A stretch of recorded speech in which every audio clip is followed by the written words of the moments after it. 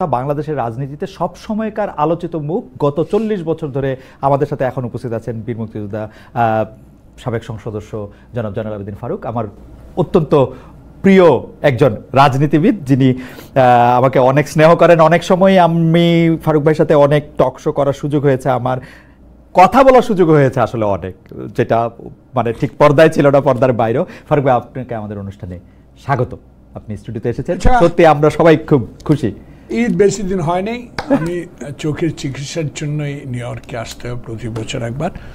এই সুযোগেই আজকে ঠিকানায়, যাকে আমি অত্যন্ত স্নেহ করি, প্রিয় ভাজন ব্যক্তি খালিদ মহিউদ্দিনের এই অনুষ্ঠানে উপস্থিত পেরে নিজকে আমি অত্যন্ত গর্বিত মনে করছি এবং আশা করি যে আজকে বাংলাদেশে 10.5 মাসের সমসাময়িক বিষয় নিয়ে খালিদ মহিউদ্দিনকে যারা সারা বাংলাদেশে, সারা পৃথিবীতে যেখানে বাংলাদেশি বাংলা ভাষাভাষী আছেন তারাই এই অনুষ্ঠানটি দেখার সুযোগ পাবেন। এবং অতীতেও ওনার কথাগুলো দেশের কথা, জনগণের কথা, মত নয়, দল নয়, সবার ঊর্ধ্বে থেকে আপনি যে কথাগুলো বলেন সেটাই মানুষ গ্রহণ করে বলে আমার বিশ্বাস। ফারুক ভাই, আপনাকে অনেক ধন্যবাদ। আমি আপনাকে মানে আপনার সাথে এতবার পর্দার সামনে পর্দার পেছনে এত কথা হয়েছে, আপনার কাছ থেকে কত কিছু যে আমরা শিখছি আমরা সাংবাদিকরা, কারণ পার্লামেন্টের বিভিন্ন প্রসিডিংস সম্পর্কে আপনার যে কোনো প্রশ্ন আমরা যে কোনো সময় আমরা করতে পারছি, কখনোই আমরা আনওয়েলকাম ফিল করি নাই, সেজন্য আপনাকে ধন্যবাদ জানাই। কিন্তু একটা অভিযোগ দিয়ে শুরু করি ফারুক ভাই, বিশেষ করে আপনি থাকতে যে টেলিভিশনটার উপর আমার একটা আস্থা, ভরসা, কিন্তু ওই ভদ্রলোক উপস্থাপক সব ভালো কথাই শুরু করে শেষ করতে এমন একটি প্রশ্ন করলেন, আমার কথাগুলো না শুনে আমাকে উঠে কেন আসতে হলো এই বিষয়টা না বলে পরবর্তীতে আবার এই কথাগুলো বলা শুরু করলো। আমি ক্ষোভে রাগে ওনার থেকে উঠে গিয়েছি, কিন্তু আমি সাথে সাথে ওনার ঊর্ধ্বতন কর্তৃপক্ষকে আমি জানিয়েছি যে এই বিষয়গুলো আপনি দেখবেন, কিন্তু পরবর্তীতে আবার দেখলাম ফেসবুকে ওনারা এটা ছেড়েছে। বৈশিষ্ট্যটা ছিল জুলাই বিপ্লব, জুলাই অগাস্ট বিপ্লবের কথা বলতে নাকি বিএনপি খেপে যায়। আমি কথাটা উত্তর না দিতে আমি বললাম যে আপনি তো খুঁচিয়ে খুঁচিয়ে যে কথাগুলো বের করার চেষ্টা করেন, কিন্তু আপনি যেটা বলেছেন, আমি সত্যি একটা রকচাটা মানুষ, আমি সত্যের পক্ষে রকচাটা, অন্যায়ের বিরুদ্ধে রকচাটা। সেখানে আমি মনে করি আমি অন্যায় কিছু করি না। আমার কথাগুলো যদি উনি বলতো তাহলে আপনি ক্লিয়ার হতেন, আমাকে এই প্রশ্নটা করতেন না। ওকে, আচ্ছা, জুলাই অগস্ট বিপ্লব নিয়ে আমরা, জুলাই অগস্ট বিপ্লব নিলে বিএনপি কি বলে বা বিএনপি কি অবস্থান নেয় সেগুলি নিয়ে আমরা আসলে জানতে চাবো। আমরা ফারুক ভাইকে যখন আজকে পেয়েছি যে আমরা প্রশ্নের জায়গা থেকে শুরু করি, শুরুতেই আমি এই কথা বলে রাখলাম যে ফারুক ভাই নির্ভয়ে প্রশ্ন করবো কিনা আগের মতো। আচ্ছা, তাহলে প্রথম যে বিষয়টা আমি আসলে কথা বলতে চাই সেই বিষয়টা হচ্ছে যে আমরা তো একটা নতুন দিনের আশা সবসময় করি। 15 বছরের একটা ফেসিস শাসন থেকে আমরা মুক্তি পাওয়ার পরে আমরা একটা নতুন দিনের আশা করি। সেই ক্ষেত্রে সবকিছুতে আমাদের একটু স্বচ্ছতা আনা দরকার। আপনি কি আমাদের একটু বলবেন, দর্শকদের মধ্যে অনেকেই এটা জানতে চান যে বিএনপির মতো একটা বড় রাজনৈতিক দলে কি অর্থনৈতিক স্বচ্ছতা আছে? বিএনপি আসলে কিভাবে চলে, তাদের টাকাটা কিভাবে আসে, তাদের পার্টির এটা কিভাবে ফান্ডটা কিভাবে করা হয়, বিএনপির যারা নেতৃবৃন্দ আছেন, আপনারা আছেন, বিএনপির চেয়ারপারসন আছেন, বা তারাও বা এই দল থেকে টাকা কি মানে বেতন হিসাবে নেন? যেমন ধরেন কমিউনিস্ট পার্টিতে আপনি জানেন ফারুক ভাই, হোল টাইমার হিসাবে কিছু টাকা কেউ কেউ নিতেন। এটার সিস্টেমটা কি আমাদেরকে একটু যতটুকু বলা যায় একটু বলবেন কিনা? আমি ক্ষুদ্র রাজনৈতিক কর্মী হিসাবে বিএনপির সাথে সম্পৃক্ত দীর্ঘদিন। বিএনপি আমাকে ধানের শীষের গুণে, শহীদ জিয়ার আদর্শের গুণ, খালেদা জিয়ার আপসের নেতৃত্ব, তারেক রহমানের সাংগঠনিক শক্তির কারণে আমি 5 বার পরপরই পার্লামেন্টে যাওয়ার সৌভাগ্য হয়েছে। আমার নিজের কোনো গুণ আছে বলে আমি মনে করি না। যে প্রশ্নগুলো আপনি করবেন আমি চেষ্টা করবো সকালবেলা সঠিক উত্তর দিতে। কোনো কিছু এটার পেছনে মানে এমন কিছু থাকুক যেটা আমি বলবো না, এমন যে আমি পছন্দ করি না।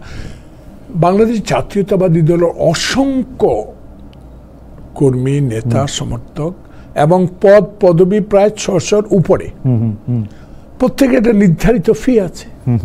ধরেন আমি অ্যাডভাইজার টু দ্য চেয়ারপারসন, উদ্যান 500 বা হতে পারে, আবার সদস্যদের একটা এই ধারাবাহিকতা, অনেক একটা ইনকাম আমাদের আছে, এক্সপেন্ডিচার আছে, হিতাকাঙ্ক্ষী তো অবশ্যই আছে। তো সেখানে আমরা বেতন নিব বা আমার দলের নেতা কোনো বেতন নিবে, এটা আমি বিশ্বাস করি, আমার চোখে পড়ে না, আমি দেখিও নাই। তাহলে দল চালায় কেমনে, এই বিষয়টা তো দল কেমনে চলে, তাহলে এই প্রসঙ্গ যখন আসবে নিশ্চয়ই এই 10.5 মাসে যে কটা নতুন রাজনৈতিক দলের আবির্ভাব হয়েছে, তাদের 5 স্টার হোটেলে যাবে ইফতার পার্টি, আমরা পুরানো রাজনৈতিক দল হিসাবে আমরা করি লেডিস ক্লাবে, কেউ কেউ করে 5 স্টার হোটেলে, তা করতে আসে। এরপরেই আয় ব্যয়ের যে হিসাবটা দেয় তাতে প্রমাণিত আমরা কি করে আমাদের নতুন যেসব রাজনৈতিক দল আসছে তাদের কাছ থেকে কোথায় তাদের টাকা কোথায় পাওয়া যাচ্ছে, এটা নিয়েই কিন্তু আসলে প্রশ্ন হচ্ছে যে পুরনো রাজনৈতিক দলগুলিকে আমরা সেই প্রশ্ন আসলে করতেছি কিনা, বড় রাজনৈতিক দলগুলিকে সেগুলো আমি করতেছি কিনা। আমি এই প্রসঙ্গে আর যেহেতু এগুলির ক্ষেত্রে আপনাদের একটা দলের শীর্ষ পর্যায়ের নেতৃবৃন্দের একটা সিদ্ধান্ত নেওয়ার আছে, যেমন নতুন রাজনৈতিক দলের মধ্যে কেউ কেউ, আমি এনসিপির কথা বলতে পারি যে তারা বলছে তাদের সমস্ত আয় ব্যয়ের হিসাব তারা ওয়েবসাইটে দিয়ে দিবে, আপনিও কি মনে করেন কিনা যে এরকম একটা সমস্ত স্বচ্ছ রাজনৈতিক দল এটা করা উচিত? ওকে, তাহলে জনগণের কাছে প্রশ্নটা আপনার মতো একজন উপস্থাপক যে প্রশ্নটা আজকে আমাকে করলে এটা করতো না, নিশ্চয়ই এটা করার পিছনে কোনো যুক্তি নিশ্চয়ই ছিল, হয়তো কোনো বদনাম ছিল, এই বদনামের আওতা থেকে মুক্ত হইতে হলে তো এগুলা ওয়েবসাইটে দেওয়া আয় ব্যয়ের হিসাবটা প্রতি বছরে দিতে হয়। বিশেষ করে সামনে নির্বাচন আসলেই বড় রাজনৈতিক দলগুলির পক্ষে বিপক্ষে একটা মনোনয়ন বাণিজ্যের কথা খুব জোরে সোরে ওঠে, যে আপনাদের মতো যারা আছেন তাদের কয়েকজনকে বাদ দিয়ে যাদেরকেই মনোনয়ন দেওয়া হয়, বা আমরা কিছু এরকম নাম শুনি যে সুসময়ের মাছি বা তাদেরকে মনোনয়ন দেওয়ার ক্ষেত্রে এটা খুব বেশি আসে। এইটা আপনি কিভাবে দেখেন? আপনি আগেই প্রশ্ন করছেন, আস্তে আস্তে আরো মানে আমরা দুজনে আরো ঘনত্ব আরো কাছে আসলেই করতে পারতেন, কিন্তু এখন আগেই করে ফেলছেন উত্তরটা সরাসরি। এই বাণিজ্যের কথাটা আসলো কোত্থেকে? আসলো আওয়ামী লীগ থেকে। 2014 সালে যদি এরশাদ হাসপাতালে ঘুমিয়ে থেকে অসুস্থ থেকে নির্বাচন অংশ না করতেন, হাসিনা যদি বাংলাদেশের বৃহত্তম রাজনৈতিক দলকে বাইরে রেখে আপনি তো সবই জানেন নির্বাচনটা না করত, তখন বিএনপি ছাড়া যে নির্বাচনটা হলো, এই বাণিজ্যটা এই ব্যবসাটা আবিষ্কার তখনই হয়েছে, এই কথাটা তখনই আবিষ্কার হয়েছে। ও বলছে আমার দল সামনের দিকে কি করবে না করবে সময় আসতে দেন, করলে এই প্রশ্নটা করে। আচ্ছা ঠিক আছে, করলে অবশ্যই এই প্রশ্ন করবো ফারুক ভাই, আমরা আশা করবো যে যদি করে এবং আপনারা যদি ক্ষমতায় আসেন, আপনি একজন ক্ষমতা খুব বড় চেয়ারেও যদি বসেন, তখনও এই সময়ের মতোই আপনি আমাদের এভাবে প্রশ্নগুলো উত্তর দিবেন। রাইট ফারুক ভাই, আমরা সেই আশা করি। আচ্ছা, একটু বর্তমান সময় ফিরে আসি। একটা খবর আজকে আমি দেখলাম যে বেগম খালেদা জিয়ার নির্দেশনায় প্রধান উপদেষ্টার বিষয়ে বিএনপির একটা স্থান বদল হয়েছে। জিনিসটা এরকম যে ডক্টর মোহাম্মদ ইউনূসের এগেনস্টে কঠোর অবস্থান থেকে সরে এসছে বিএনপি, বেগম খালেদা জিয়া এরকম একটা নির্দেশনা দিয়েছেন। এই বিষয়ে আপনার কি কিছু জানা আছে? আমি প্রশ্নটাকে একটু এক্সটেন্ড করতে চাই, বেগম জিয়া কি রাজনীতিতে সক্রিয় হচ্ছেন? খালেদ মহিউদ্দিন, আপনি প্রায় 10,000 কিলোমিটার দূরে আমাদের থেকে, আর আমিও এই সুযোগে চোখের চিকিৎসা আজকে 5 দিন নিউ ইয়র্কে। অতএব আপনার মতো একজন প্রিয় উপস্থাপকের সামনে আমি জানি, আমাকে এই অনুষ্ঠানে আসার আগে অনেকেই বলেছে খালেদ মহিউদ্দিন খুব সাবধান। আমি খুব সাবধান অবলম্বন করে কথা বলবো, এই কারণে এমন কথা বলতে চাই না যে কথাটা জনগণ এই ঠিকানা এই অনুষ্ঠান দেখছে আমাকে মনে করে যে আমি ভয় ভীত, সেটা যেন মনে না। কারণ স্পষ্ট এই কথাটা বলতে চাই, যেই কথাটুকু বাজারে আসলো, পত্রিকা আসলো, আমি তখন নিউ ইয়র্কে আপনার কাছেই, বেশি দূরত্ব না, ব্রুকলেন আর জ্যাকসন হাইট। সে কারণে আমি মনে করি বেগম খালেদা জিয়া রাজনীতিতে আসলেন কিনা একটা প্রশ্ন, আর একটা প্রশ্ন ছিল উনি বলেছে যে এই সরকারের বিরুদ্ধে এখন এত তড়িঘড়ি করে যাওয়া ঠিক না। এই কথাগুলো কতগুলো সত্য, কতগুলো মিডিয়ার বানানো, বা কতগুলো আমার বানানো, বা কতগুলো আপনার প্রশ্ন কিনা, সে বিষয়গুলো খতিয়ে দেখার আগে কোনো কথা বলা ঠিক হবে না। কারণ আজকে আপনার এই দেশে আপনার মাধ্যমে শুনতে পেলাম যে আমাদের অন্তর্বর্তীকালীন সরকার প্রধান প্রফেসর মোহাম্মদ ইউনূস লন্ডনে গিয়েছেন, সেখানে নাকি আপনার একটা অ্যাডও আমি দেখলাম, সেখানে প্রধান উপদেষ্টার সাথে আমাদের ভারপ্রাপ্ত চেয়ারম্যান তারেক রহমানের একটা সৌজন্য সাক্ষাৎ হতে পারে। তখন আসলে এই প্রশ্নের উত্তর আমি দেব। আচ্ছা ঠিক আছে, আমি শুধু তাহলে আমি প্রশ্নটাকে একটু রিফ্রেশ করি অন্য একটা জায়গায়। বেগম জিয়াকে সাধারণত আমরা মরহুম প্রেসিডেন্ট জিয়াউর রহমানের মৃত্যুবার্ষিকীতে কথা বলতে দেখতাম না। উনি যখন প্রধানমন্ত্রীও ছিল, আমরা সাংবাদিক হিসেবে দেখতে চেষ্টা করতাম যে উনি কি বলেন। উনি অনুষ্ঠানটাতে যেতেন, চুপচাপ বসে থাকতেন, অন্যরা আপনারা কথা বলতে তিনি কথা বলেছেন। আপনার কাছে কি মনে হয় যে বেগম জিয়া তো অনেক দিন শারীরিকভাবে অসুস্থ ছিলেন, তাকে আসলে জেলে রাখা হয়েছিল, অনেকে বলেছেন যে মানসিক বা শারীরিকভাবে তিনি আসলে আর আগের মতো সেই সুস্থ অবস্থায় নাই, কিন্তু আপনি কি মনে করেন তিনি কি আসলে রাজনীতিতে সক্রিয় হতে যাচ্ছেন বা সক্রিয় হবেন? কি মনে হয়, যদিও এই সিদ্ধান্ত তিনি নেন নাই, মানে আপনার কি মনে হয় যদি আপনি? খালেদ মহিউদ্দিন বিচক্ষণ উপস্থাপক, আপনার সামনে কথা বলতে আমার খুব হুঁশিয়ার করে বলতে হবে, এই জন্য বলতে হবে আমি একজন রাজনৈতিক কর্মী, আমি একজন মুক্তিযোদ্ধা, আমি একজন গণতন্ত্র সংগ্রামে একজন রাস্তার সৈনিক, আন্দোলনের সৈনিক, যেটা আপনার মাধ্যমে আমার অনেক কিছু শিখতে হয়েছে। আপনি আমার বয়সে ছোট হতে পারেন, কিন্তু অভিজ্ঞতা আমার চেয়ে কম না। যে প্রশ্নটা আপনি করেছেন, বেগম খালেদা জিয়াকে অসুস্থ করে তুলেছে এমন এক ব্যক্তি, যে ব্যক্তি এখন হিন্দুস্তানে পলাতক, ইন্ডিয়ায় পলাতক। সে কারণে আমি মনে করি বেগম খালেদা জিয়া যদি সুস্থতা থাকতো, রাজনীতি থেকে বিদায় নিত কি নিত না, সেটা ওনার ব্যক্তিগত, পারিবারিক এবং দলীয় সিদ্ধান্ত। উনি রিটায়ার হয়ে গেল, আমরা ওনাকে রিটায়ার করতে দিতাম কিনা সে বিষয়টা আমাদের জনগণের কর্মীর উপর নির্ভর করতো। কিন্তু এই সময়ে যখন উনি 5 বছর কারাগারে থাকার পর একটি মানে এটার কি বলবো, এটা মানে অনৈতিক মামলা, যেটার সাথে প্রমাণিত হয় নাই, সেই মামলাও তাকে সাজা খাটতে হয়েছে, এবং তার পরিবার থেকে, দল থেকে, বিশ্বের অনেক নেতাও তার চিকিৎসার জন্য এই সরকারের কাছে আবেদন করে ব্যর্থ হয়েছেন। আল্লাহর রহমত এখন উনি চিকিৎসা নিয়ে কিছুটা সুস্থ। তাহলে সুস্থতা নিয়ে দল ঠিক করবে যে উনি থাকবেন কি থাকবেন না, মতামত কিন্তু দলের উপরে উনি ছেড়ে দেবেন। তা অতএব এইবার উনি কথা বলেছেন, এমন এক মুহূর্তে কথা বলেছেন যে মুহূর্তটা ছিল জুলাই অগাস্ট বিপ্লবের পরে যে সরকার এখানে এখন বসে আছে 10.5 মাস, তাদের বিরুদ্ধে 23টি দল বলেছে ডিসেম্বরের মধ্যে একটা নির্বাচন দেওয়ার আবেদন করেছে, সংস্কারের পক্ষে আছে। এমন সংস্কারে হাত দেবেন না যে সংস্কার বিলম্বিত হলে দেশের ক্ষতি হতে পারে, নির্বাচনের ক্ষতি হতে পারে, একটি সুষ্ঠু নির্বাচনে অংশগ্রহণের বিলম্বিত হতে পারে। সেই কারণে বেগম খালেদা জিয়া হয়তোবা মনে করেছেন এই মুহূর্তে আমার কিছু কথা বলার দরকার, সে কারণে কথা বলেছে। আমি লন্ডনে যে বৈঠকটির কথা আপনি বললেন সেটির প্রসঙ্গে আমরা একটু আসি। আমরা কিন্তু দেখেছিলাম যে ডক্টর মোহাম্মদ ইউনূস বিদেশ সফরে গিয়ে, সম্ভবত জাপানে গিয়ে, তিনি বললেন যে একটি মাত্র দল চায় যে বিএনপি, মানে একটিমাত্র দল চায় যে ডিসেম্বর ইলেকশন হোক। আমি অবশ্য ওনাকে বেনিফিট অফ ডাউট দিতে চাই, কারণ আমি এটা ওনাকে এটা বলতে শুনি নাই। ইংরেজিটা পড়ে আমার কাছে মনে হয়েছে যে একটি মাত্র না, উনি একটি দলের কথা বলতে গিয়ে একটা আর্টিকেল ব্যবহার করছেন, একটি মাত্র না, এটা হলো আমার ফিলিং। পরে তো দেখা গেল ওনার সাথে যখন রাজনৈতিক দলগুলি বৈঠক করতেছেন, তখন আপনি যে 23টির কথা বললেন, তারা আসলে ডিসেম্বর ইলেকশনের কথা বলেছেন। যারা ডিসেম্বর ইলেকশনের কথা বলেনও নাই, তারাও একটা যৌক্তিক সময় ইলেকশনের কথা বলছেন এবং একটা রোডম্যাপ চেয়েছেন। যাই হোক, তিনি একটা রোডম্যাপ দিয়েছেন, সেটা এপ্রিলে। কিন্তু দেখা যাচ্ছে যে তিনি তার লন্ডন সফরে গিয়ে বিএনপির ভারপ্রাপ্ত চেয়ারপারসনের সঙ্গে তার একটা বৈঠক হওয়ার কথা আছে, এবং আমার কাছে এইটা একটা অসাধারণ ঘটনা যে বাংলাদেশের একটা সরকার প্রধান গিয়ে একটা দলের প্রধানের সাথে বিদেশের মাটিতে একটা বৈঠক করতেছেন, এবং সেই বৈঠকটা টার্নিং পয়েন্ট বলতেছেন বিএনপির মহাসচিব। আপনি কি মনে করেন যে এটা একটা টার্নিং পয়েন্ট হবে? এক দল ডিসেম্বর, এপ্রিল, সেখান থেকে মাঝামাঝি কোনো একটা জায়গায় আসবে, বা আপনি কি মনে করেন এই বৈঠকটা কিরকম হচ্ছে?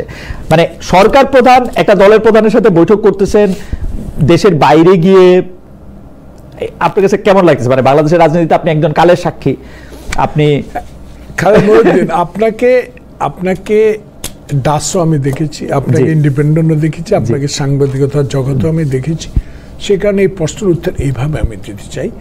উনি লন্ডনে গিয়েছেন, প্রধানমন্ত্রীর সাথে সাক্ষাৎ করবেন, অফিসিয়ালের সাথে সাক্ষাৎ হবে, তা আমাদের নেতাও সেখানে আছে। এখন অনুভূতিটা তো ওনার পক্ষ থেকে। উনি যদি মনে করেন যে তারেক রহমান একটা বৃহত্তম রাজনীতি দলের ভারপ্রাপ্ত চেয়ারম্যান, দীর্ঘ 16.5 বছর দেশের বাইরে, গণতান্ত্রিক আন্দাজটা তো ওনার থেকে। আমরা তো তারেক রহমানের পক্ষ থেকে, আমার মহাসচিব মহোদয় বলেন, আমাদের দপ্তরে যে নিয়োজিত আছেন মুখপাত্র অ্যাডভোকেট রিজভী, আমাদের পক্ষ থেকে তো চিঠি দিয়ে প্রধান উপদেষ্টার কাছে জানাই নেই যে আমরা তারেক রহমান আপনার সাথে সাক্ষাৎ চাই, এবং প্রধান উপদেষ্টার মধ্যে নালে আমি তারেক সাহেবের সাথে সাক্ষাৎ করতে পারি। কারণ এটা কতটুকু এখনো আমি নিশ্চিত না, কিন্তু আপনার অ্যাডও আমি দেখেছি যে আপনিও আমাকে প্রশ্নটা করবেন আগেই মানুষ বলা হচ্ছে যে লন্ডনে যাচ্ছেন অন্তর্বর্তীকালীন সরকার প্রধান, আর সেখানে আছেন বৃহত্তম রাজনৈতিক দলের প্রধান ভারপ্রাপ্ত চেয়ারম্যান তারেক রহমান, এটা সৌজন্য সাক্ষাৎ দিতে পারে। তাই আমার প্রশ্ন উল্টো আপনার কাছে, আগে দুইজনের আলোচনাটা হোক, দুইজনে কি কথাবার্তা বলেন, নিশ্চয় প্রেসে আসবে, তখন সময় পেলে আবার বসবো ঠিকানার এই স্থানে, তখন উত্তর দিব। ওকে ওকে, ঠিক আছে। এবারে অনেকগুলি প্রশ্ন কিন্তু ভবিষ্যতের জন্য জমা হয়ে থাকলো ফারুক ভাই, কিন্তু আমি একটা দিকে আপনার একটু দৃষ্টি আকর্ষণ করতে চাই। এইটা একটু জুলাই আন্দোলন, আগস্টে আওয়ামী লীগ সরকারের পতনের সবচেয়ে বড়, আমি দেখি যে সবচেয়ে বড় সুবিধা যে পেয়েছে সেই দলটি হচ্ছে বিএনপি। 15 বছর আন্দোলন, দমন পীড়ন, নানা ধরনের সব জায়গায় গেছে। এখন এই মুহূর্তে আপনারা ক্যাবিনেটে নাই, কিন্তু বাকি সব জায়গায় আছেন, আপনারা মামলা মুক্ত হয়েছেন, যেটা যে সময় পারেননি সেই ডিবির বিপ্লব বা হারুনের বিরুদ্ধে আপনি মামলাও করেছেন মানিক মিয়া এভিনিউতে নির্যাতিত হওয়ার ঘটনায়। আপনাদের নেতাকর্মীরা হারানো ব্যবসা বাণিজ্যও কিন্তু ফিরে পেয়েছেন। মাঠঘাট বিএনপির উপর দিয়ে কথা বলার এখন কেউ নেই। এত সুবিধা পাওয়ার পরও কেউ কেউ যে আপনাদেরকে বলে যে জুলাইয়ের যে স্পিরিট বা জুলাইয়ের ঘটনাটা যারা ঘটাইলো সেই ছাত্রদের প্রতি আপনারা এক ধরনের আক্রোশ দেখাচ্ছেন, তাদেরকে একটু হতশ্রদ্ধা করছেন, কিছুটা সময় বাদ দিতে চাচ্ছেন, কিছুটা সময় ভাসিয়ে দিতে চাচ্ছেন, কি করে সেটা নাই বললাম। তো এইটা কেন, কি মনে হয় মানে ফারুক ভাই? কেন উত্তর আমি দিব, যেহেতু উপস্থাপক প্রশ্ন করেছেন, উত্তর না দিলে আমারও মনে দুঃখ থেকে যাবে। খালিদ মহিউদ্দিন, আপনাকে তো দেখেছি ইন্ডিপেন্ডেন্টে যে আপনার সেই সৌভাগ্যবান কথাগুলো আমার মনে পড়ে বারবার। আপনার এই কথার বলা অর্থ, আপনি অত্যন্ত চতুর একজন উপস্থাপক, আপনি অনেক মেরিটোরিয়াস উপস্থাপক, আপনার ব্রেনের মধ্যে অনেক কিছু আছে। এর মধ্যে একটা অন্যতম আজকে প্রশ্ন করেন যে কারণে প্রথমেই শুরু করেছেন, আমি কেন ইন্ডিপেন্ডেন্ট টেলিভিশন থেকে অর্ধেক বক্তব্য দিয়ে উঠে গেলাম, সেই প্রসঙ্গটা এখানে আবার ঘুরে ঘুরে চলে আসলো। যে জুলাই অগাস্ট বিপ্লবের যে ছাত্ররা, এটা একদিনে হয় নাই, 16 বছরের সকল আন্দোলন নিয়ে, তাহলে 71-এর কথা কি ভুলে যাব? 52-এর ভাষা আন্দোলন ভুলে যাব? 69-এর গণ আন্দোলন ভুলে যাব? তার প্রত্যেকটা জিনিসের সাথে সম্পর্ক থাকে এই বিপ্লব, জুলাই অগাস্টের বিপ্লবের ছাত্রদের অবদান কোশ্চিন কালো বিএনপি ভুলে নাই, বরং স্পিডের মতো আগে যাওয়ার জন্য 100 মাইল 120 মাইল বেগে এগিয়ে যাওয়ার জন্য যে অনুপ্রেরণা বিএনপি থেকে দেওয়া হয়েছে, সেটা আপনি নিজেও দেখেছেন বাইরে থেকে। সেখানে আমি মনে করি জুলাই অগাস্ট বিপ্লবের যে কথাগুলো আসছে, হেয় প্রতিপন্ন করে কেউ কোনো কথা আমরা বলি না। আপনি দেখুন, এই বাচ্চারা যখন দল করে, বাচ্চা আমি বলবো না, তারা অবশ্যই এখন 18-এর উপরে, তো সে কারণে তারা মন্ত্রণাও দায়িত্ব পালন করেছেন অনেকে, সে কারণে তারা এখন ইয়াং হলেও তারা কিন্তু আমরা দল করার পরে আমাদের দল থেকে অভিবাদন জানানো হয়েছে আন্তরিকতার সহিত, তারা যেন দেশবাসীর কাজ করতে পারে, তরুণ সমাজে এগিয়ে নেবে বাংলাদেশ, এটাই তারেক রহমান সমর্থন করেছিল। কিন্তু আমি খালেদ মহিউদ্দিন, আপনি আমার বয়সে আমার তামান্না আমার বড় মেয়ের সমান, একই। তো সেখানে আপনাকে আমি জিজ্ঞেস করব, খালিদ মহিউদ্দিন কেমন আছেন? আসসালামু আলাইকুম। আপনি পাশ কাটিয়ে চলে যাবেন, অপমান করবেন, অপদস্থ করবেন, এমন কথা বলবেন যে কথাগুলো আমাদের মনে আকৃষ্ট করে, অন্তরে দুঃখ পায়। সেই কথাগুলোর জন্য যদি আমরা উত্তর দিই, এটাতে মনোকষ্ট পাওয়ার কোনো কারণ নেই। কিন্তু রাজনৈতিক ক্ষেত্রে যা বলবে সেটা উত্তর আমরা অবশ্যই দিব। সেই কারণে দিব যে শহীদ প্রেসিডেন্ট জিয়াউর রহমান যদি স্বাধীনতা ঘোষণা না করে, সেদিন ভুট্টো আর এই শেখ মুজিবের আলোচনার পর দেশে যে অবস্থা সৃষ্টি হয়েছিল, যখন পাকিস্তানিরা পূর্ব পাকিস্তানের মানুষের উপর আক্রমণ চালালো, তখন কে বা কারা বাংলাদেশের স্বাধীনতার ঘোষণা করেছে, সেই কথাগুলা আমরা আলোচনা আনলেই যখন যদি মনে করে ওটা সত্যিকার ঘটনা না, রাজাকার আলবদর যেটা ফ্যাসিস্ট সরকার বলে আসতো, কবর সরিয়ে দিব, ব্রিজ ভেঙে দিব, এইসব কথাগুলো আমরা এখন এভাবে বলতে চাই যে ছাত্র জনতার বিপ্লবে যে সরকার, পতিত সরকার, নির্বাচনকে বানচাল করার সরকার, সংবিধানকে লঙ্ঘন করার সরকার, স্বায়ত্তশাসিত সংস্থাগুলোকে ধ্বংস করার সরকার বিদায় নিয়েছে, কি জন্য? একটি সুষ্ঠু নির্বাচন, দেশে গণতন্ত্র ফিরিয়ে আনা। সেই গণতন্ত্র ফিরিয়ে আনার জন্য যদি ছাত্র সমাজ যে কোনো দলের সাথে ঐক্যমত পোষণ করে, আমরাও তাদের সাথে ঐক্যমত পোষণ করব। এইটা একটু ট্রিকি, কারণ ছাত্র সমাজ যে আন্দোলনটা করলো যে সরকারটার এগেনস্টে বা যে দলটার এগেনস্টে আওয়ামী লীগ, সেই দলটার এগেনস্টে তারা বলতেছে তারা রক্তের বিনিময়ে তাদের আসলে কিছু মৃত্যু, যেটা আসলে আপনারাও স্বীকার করেছেন, কিছু মৃত্যু কিছু আত্মত্যাগের চেয়েও এটা অনেক বড় হয়ে সারা বাংলাদেশের জন্য এটা হয়েছে। 16 বছরের বিএনপির আন্দোলন বা দমন পীড়নের কথা কেউ শেয়ার করে না, কিন্তু তারা গিয়ে কিন্তু আসলে রক্তের মূল্যে তাদের নাম লিখে আসছে সেখানে, সেটা আপনারাও সবার আগে বলছেন, আমি ছাত্রদের কথা বলতেছি। কিন্তু আপনি যেটা বললেন সেটার সাথে আমি দ্বিমত করতেছি না, আপনি খালি আপনার দলের অ্যাকশনটার কথা আমি আপনাদের মনে করে দিতে চাই। আপনার দলের কিন্তু খালি বক্তব্যের জন্য বিএনপির 2 জন সিনিয়র নেতাকে দলের পক্ষ থেকে সতর্ক করে দেওয়া হয়েছে। আপনি জানেন যে এইটা বলা হয়েছে অসংলগ্ন বক্তব্যের দায়, এবং সেই অসংলগ্ন বক্তব্য যে দেওয়া হইতেছে এর কখনো এটা টার্গেট হচ্ছে এনসিপি, কখনো এটা টার্গেট হচ্ছে সরকার। বিএনপির আপনারাই এটা অ্যাকনলেজ করছেন, এটা তো ওদেরকে আর এরকম দোষ কি দেয়া যায়? সরকার কি আমার শত্রু? সরকার তো আমার শত্রু না। ইউনূস কি আমার শত্রু? ইউনূস একজন নন্দিত ব্যক্তি, বিশ্বের দরবারে বাংলাদেশকে পরিচিত লাভ করার মতো একটা বিজ্ঞমান ব্যক্তি প্রফেসর ইউনূস। সকল দলের ঐক্যমতের ভিত্তিতে তাকে এই পদে বসানো হয়েছে, উনি জোর করেও আসেন নাই। হাসিনা পতনের পর নিজে হেঁটে আসেন নাই, সকল দলের মিলিত অনুরোধের ভিত্তিতে তাকে বসানো হয়েছে।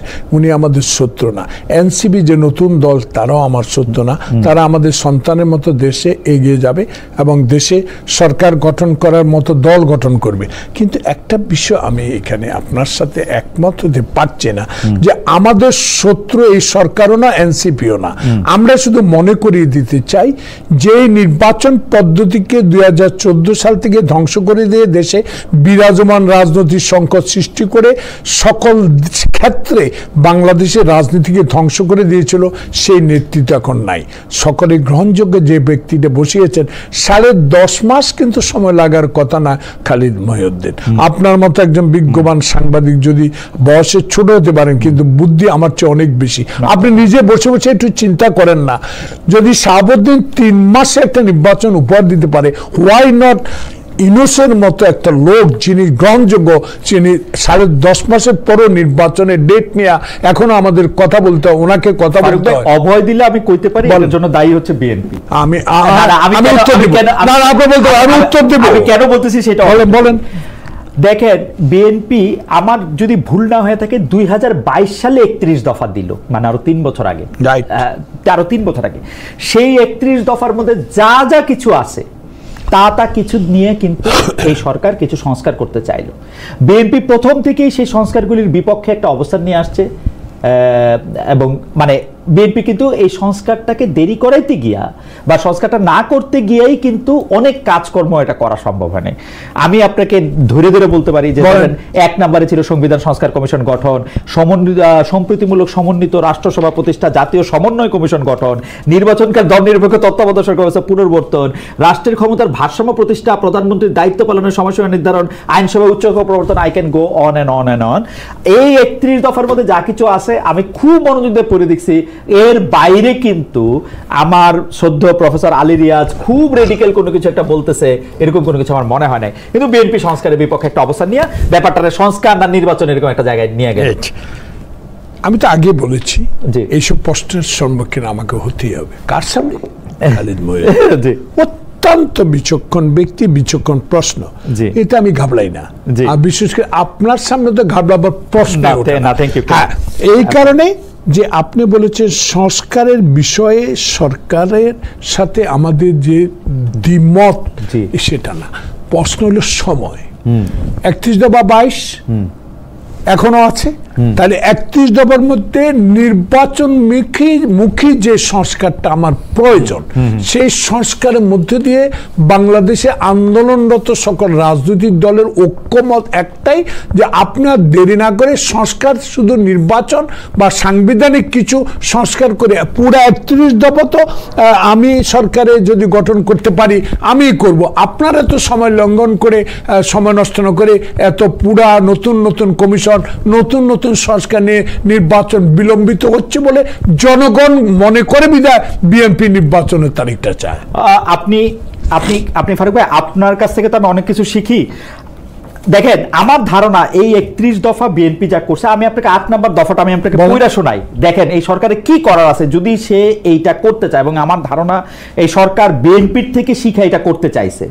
এটার হেডিং হচ্ছে নির্বাচন কমিশন ও নির্বাচন ব্যবস্থার সংস্কার এবং সংশ্লিষ্ট আইন ও বিধি সংশোধন, রাজনৈতিক দলসমূহের মতামত এবং বিশিষ্টজনের অভিমতের ভিত্তিতে স্বাধীন, দক্ষ, নিরপেক্ষ, গ্রহণযোগ্য, দৃঢ়চিত্ত ব্যক্তিদের সমন্বয়ে একটি কার্যকর নির্বাচন কমিশন গঠন করিবার লক্ষ্যে বর্তমান প্রধান নির্বাচন কমিশন ও অন্যান্য নির্বাচন কমিশনার নিয়োগ আইন 2022 সংশোধন করা হইবে।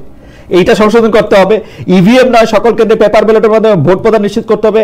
আরপিও অ্যাবসলিউটলি নির্বাচন কমিশন, সংস্কার কমিশন বসে বসে যেগুলি কথা বলছে সেই সবগুলি কথা আপনাদের একটা দফার মধ্যে আসে। এগুলি না করে নির্বাচনটা দেয়া কি ঠিক হবে? বিএনপি তো এটা না চাওয়া উচিত। আচ্ছা, এই তো বললাম বিচক্ষণ ব্যক্তি, বিচক্ষণ প্রশ্ন। উত্তর আমি কতটুকু দিতে পারবো জানি না, আমি তো একজন আপনার সামনে অনভিজ্ঞ।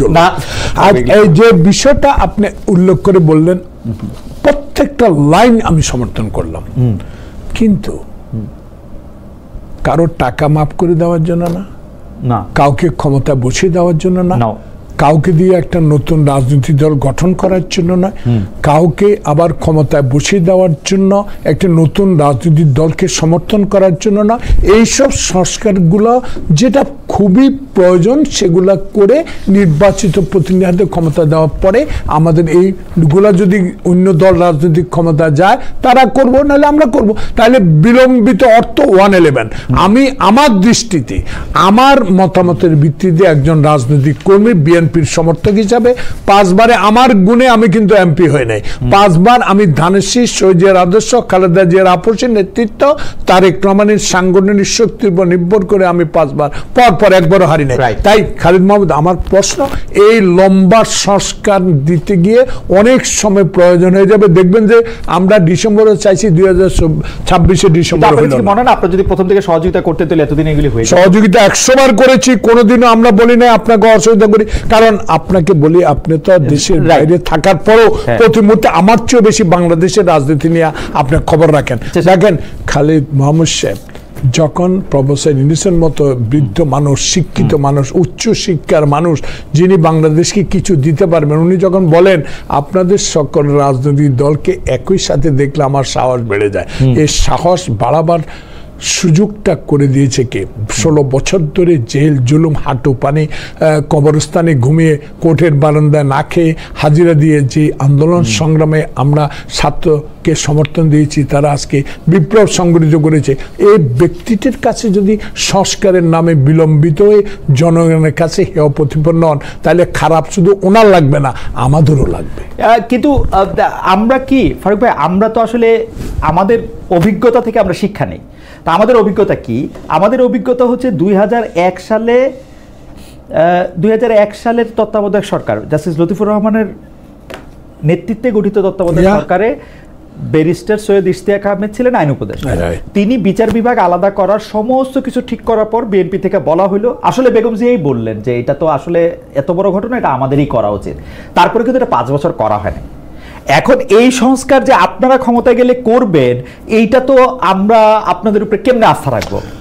আস্থার বিষয়টা তো যদিও এটা আপনাদেরই কথা, মানে আমি খুবই আমি মিলায়ে দেখে আমি খুবই অবাক হয়েছি যে আমার স্যার এই বিষয়ে আপনি আবার সহ 6টা কমিশন মিলে যা বলছে, আপনারা তার চেয়ে বেশি বলছেন, কম বলেন না। 31 দফায় দেখেন খালিদ, আপনি বেশি আর কমের বিষয় না। আগে বলেছি আপনার প্রশ্ন অত্যন্ত কঠিন কঠিন প্রশ্নের উত্তর দেওয়ার সৌভাগ্য আমার হইলেও আমি দিব, না পারলে আমি ক্ষমা চাবো। কিন্তু একটা জিনিস আমি বুঝাতে আপনাকে পারছি কিনা জানি না, 2001 সালে যে ঘটনাটা আপনি বলেছেন, অন্তরে আমরা সবই চাই, এটা আমাদের উচিত দেশের জন্য, নট ফর পার্টি। সে কারণে আপনার যে পথে এটা করতে, এখন যে আমার যে 2-1টা ভুল হয় নাই সেটা আমি অস্বীকার করব না আমার সরকারের আমলে। সেখানে আমি মনে করি এই বিষয়টা এখন সমাধানের বিষয়। এই সাংবিধানিক এই পরিবর্তন, জজ অ্যাপয়েন্টমেন্ট, বিচারপতি অ্যাপয়েন্টমেন্ট, সবগুলাই এখন অন্তর্বর্তীকালীন সরকারের পরে যে সুষ্ঠু নির্বাচনের মাধ্যমে যেই সরকার গঠন করবে, অবশ্যই সে সাথে তারেক রহমান স্পষ্ট বলে দিয়েছে, আমি একা না, যারা আমার সাথে রাস্তায় ছিলেন, আন্দোলনে ছিলেন, ফ্যাসিস্টের বিরুদ্ধে সংগ্রাম করে গেছেন, আয়নাগরে নির্যাতিত হয়েছেন, মামলা মাথা নিয়ে এক জেলা থেকে অন্য জেলায় রিক্সা চালিয়ে জীবন নির্বাহ করেছেন, এই কথাগুলো ওনার মনে আছে, সেই কারণে বারবার বলে। এখন আপনি একটু আগে বলেছেন যে বিএনপি বড় দল, বিএনপি ক্ষমতা সরকার গঠন করতে পারে, সেখানে তারেক রহমানও বলেছে আমি একাই ক্ষমতায় যেতে চাই না, যারা আন্দোলন সংগ্রামে ছিল তাদেরকে নিয়ে ঐক্যবদ্ধভাবে আমি সরকার গঠন করব, এমন সরকার গঠন করব যে সরকারে আপনার এই প্রশ্নটা সমাধান করা সম্ভব। খুবই ভালো কথা বলছেন কি ফারুক ভাই, কিন্তু এই কথাগুলি অনেকটা শেখ হাসিনার মতো। শেখ হাসিনাও কিন্তু এরকম বলতেন, আমি বলি যে ক্ষমতায় উনি থাকবেন কিন্তু সবাইকে নিয়ে করবেন। তো মানে আপনি আসল চেয়ারটায় বসলেন, সবাই নিয়ে করলেন, এইটা তো যাই হোক, এটা আপনি নিশ্চয়ই আপনার মতো করে বলবেন। আমাদের অনেক প্রশ্ন। না আমি হাসিনার উত্তরটা দিব, এই কারণে দিব, হাসিনার সাথে খালেদ মহিউদ্দিন, আপনাকে তো আগে বলেছি, আপনি তো ঢাকা এখন না বিশ্বের সবচেয়ে বড় গণতান্ত্রিক দেশে এসে টক শো করছেন, কথা বলার সাহস পাচ্ছেন। আমি আপনাকে প্রশ্ন করতে চাই on behalf of the people of Bangladesh, যে আপনি কি ঢাকা থাকতে এই কথাগুলো বলতে পেরেছেন? পারেন নাই। এখন আমরা বলতে পারছি এখানে হাসিনা, না না হাসিনা খালেদা জিয়া বড় কথা না, বড় কথা হলো হাসিনার সাথে বিএনপিকে তুলনাটা এইভাবে না করলে আমি পছন্দ করতাম আপনাকে, এই কারণে। কিন্তু আমি আপনি পারেন না, আমি একমত না। আমি বাংলাদেশে থাকতেও এখন আমার জায়গা থেকে আমি এটা বলছি, আপনি হয়তো কটুক দেখছেন না দেখছেন আমি জানি না, এগুলি ইউটিউবে আছে, এগুলি দেখলেও এটা দেখা যায়। আমি পরবর্তী জায়গায় যাই। ফারুক ভাই, আমরা দর্শকদের কাছে একটা প্রশ্ন করেছিলাম একটা জরিপের জন্য, যে প্রধান উপদেষ্টা ডক্টর মোহাম্মদ ইউনূসের লন্ডন সফরে তার সাক্ষাৎ চেয়েছেন শেখ হাসিনার ভাগ্নি হামিদ সাহেব, বোধহয় আপনার সব আমলে আপনি পেয়েছেন, আপনাদের একটা ওয়ার্কিং রিলেশনশিপও আছে। সাবেক রাষ্ট্রপতি আব্দুল হামিদের থাইল্যান্ড যাওয়ার বিষয়টিকে কেন্দ্র করে এনসিপির নেতৃত্বে যমুনা শাহবাগের আন্দোলনের মুখে সরকার আওয়ামী লীগের কার্যক্রম নিষিদ্ধ করে, কিন্তু হামিদ সাহেবের দেশ থেকে যে শুধু চিকিৎসার জন্য ছিল এবং সরকারের অনুমোদনের ভিত্তিতেই ঘটছে, সেটা তিনি ফিরে এসে প্রমাণ করেছেন। বিএনপি আসলে বিষয়টি কি দেখে?